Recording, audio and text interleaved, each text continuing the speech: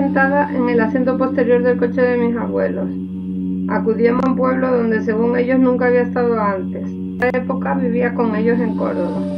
El pueblo donde íbamos debía estar en otra provincia por el largo trayecto, o al menos eso me parecía a mí. Recuerdo que estaba aburrida de tanto coche, tanto duraba el viaje y con tanta curva.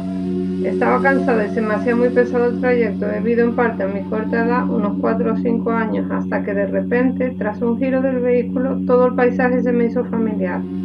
Recordaba ese sitio. Mi abuelo me dijo: estamos llegando, niña, a lo que yo contesté: abuelo, yo ya he estado en este pueblo, lo conozco, pues recordaba perfectamente el paisaje.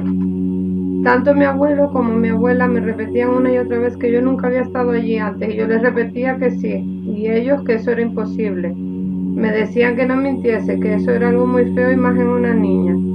Yo seguí diciéndoles que era verdad, que no les mentía, que ya había estado allí y que les iba a avisar antes de llegar a las casas. Tras varias curvas más les avisé de que íbamos a entrar en el pueblo.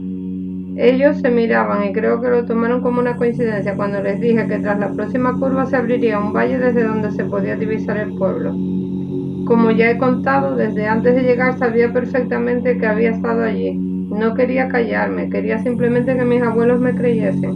Y pensé: tengo que llevarles a algún sitio de aquí para demostrarles que lo conozco y así me crean. Haciendo memoria pensé: ya sé, y le dije a mi abuelo que lo iba a llevar directo a una panadería donde asaban corderos, cosa que extrañó tanto a mi abuelo como a mi abuela. Ellos me hicieron caso, decididos a demostrarme que era imposible lo que decía. Guié a mi abuelo por las callejuelas del pueblo y les expliqué mientras hacíamos el trayecto que para acceder a la panadería había que bajar unas escaleras. Cuando efectivamente llegamos a la panadería noté que se sorprendían mucho. Insistí para que mi abuelo bajase del coche y preguntase si allí asaban corderos. Él bajó del coche aunque no quería hacerlo. Mi abuelo y yo nos quedamos esperando dentro del vehículo. El abuelo tardó un ratito en regresar.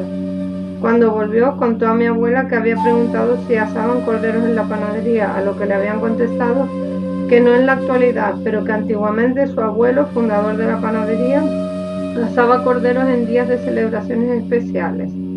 Además, para entrar en la panadería había que bajar unas escaleras, tal y como le había dicho. Mis abuelos se impresionaron realmente con lo sucedido.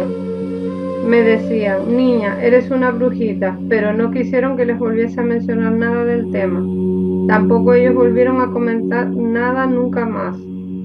¿Cómo encajar todo esto en mi mente? Durante años lo he olvidado, como tantas cosas. Cuando he vuelto a recordarlo ha sido como un regalo. Fallecida mi abuela, he vuelto a hablar del tema con mi abuelo, porque sentía la necesidad de saber si él recordaba lo sucedido, así como el nombre del pueblo. Yo sabía que algo tan importante no se olvida, y más habiéndolo vivido él desde la perspectiva de un adulto. Tendría que recordarlo. Me sorprendió mucho cuando me dijo simplemente que lo sentía, pero que no recordaba nada.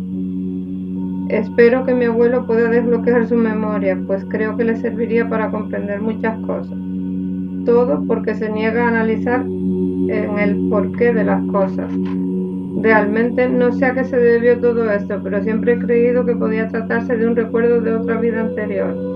En ocasiones he tenido recuerdos como retazos de otras vidas, locura o realidad.